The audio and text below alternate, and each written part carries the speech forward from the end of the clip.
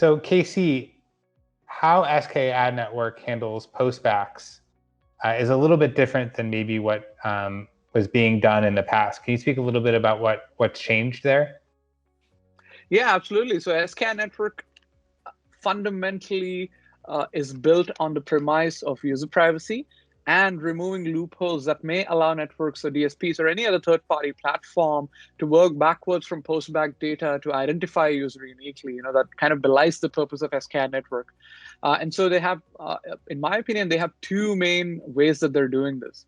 Number one, postbacks don't tell you which publisher's application the user came from until such time when there's a substantial volume of postbacks for the same advertiser from the same publisher's bundle ID, right?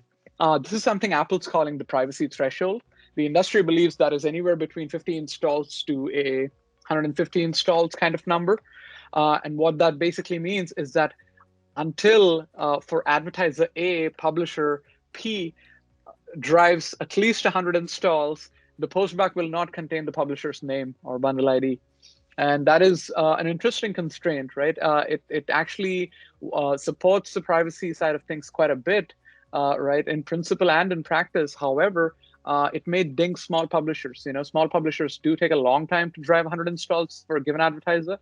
And so we may not see a feedback loop with a specific publisher for several weeks until Apple starts sending the name of the bundle ID or the publisher's name in the postback. And so there is an element of lack of real-timeness when it comes to this type of postback. To contrast that with the MMP world was all real-time, right? You drive a click, install happens, you get a real-time postback. Post-install event happens, you get a real-time postback as well. And each of those postbacks does contain a click ID or an impression ID that you can map back to a specific publisher. But that is not how the Apple postback looks. And so that makes life difficult in terms of optimization, and it especially makes life difficult for small publishers who are trying to monetize their inventory. The second part of it, which I was hinting to when I was talking about the timing and the real-time nature of MMP postbacks, Apple's postbacks are not real-time. They may arrive anytime in the in a 24-hour time frame. And that's only for the installs, right? Post-install conversions, such as purchases and so forth, that are very important to performance optimization, they may come in at any point over a week's time frame.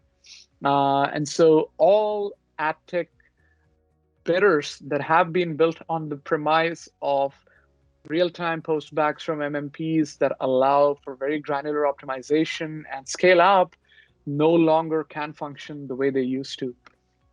There's basically a need to build a whole new system around that. And so, yeah, I think a big part of the effort that is ongoing in the ad tech world right now is how do we consume the Apple SKAdNetwork postbacks in a meaningful way so that we don't hurt the publisher ecosystem, we don't hurt the advertiser ecosystem as well, right? Because underpaying, overpaying can both be problems when you don't have postbacks. And so that is a system-wide adjustment that is currently ongoing. Now, I do think that it is a one-time blip, though, because once campaigns stabilize, there is a way at least to look back at 7 days of data and build the right kind of cohorts that allows for the similar kind of analysis that we have today, and for similar kind of optimization that we have today. And so I don't see it as something that will break the industry, but it is something that will break the flow for a short period of time for every single advertiser.